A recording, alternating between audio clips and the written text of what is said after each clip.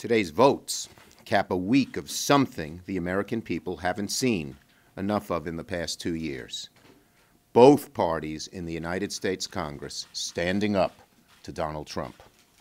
In 2 days, Congress has delivered three major rebukes to the president and stood up for transparency, accountability, and the constitutional powers of our branch of government.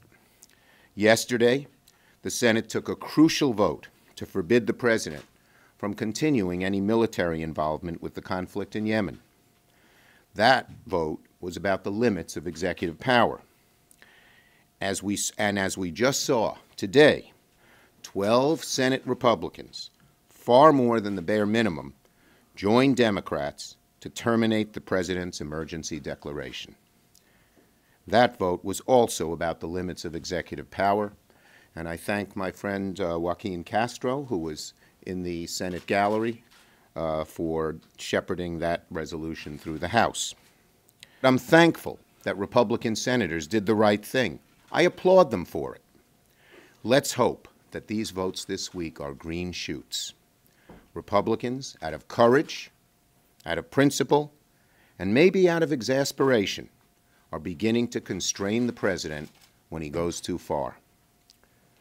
That Republicans are learning that total embrace of President Trump is counterproductive and unsustainable. My hope is that this past week isn't an aberration, but a turning point.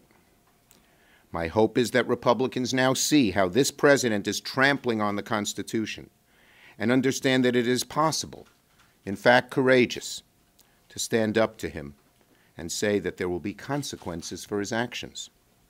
The president seems to regard the government, not just the Justice Department, as a tool to serve his personal and political interests. We've had a lot of presidents with plenty of foibles, but none of them seems to equate their own ego with the entire functioning of the government of the United States, except this one. Today, the Senate has sent a strong message to President Trump that under our Constitution, the executive branch and the legislative branch are co-equal. Thanks to the framers of the Constitution, the United States of America has no king, and we never will.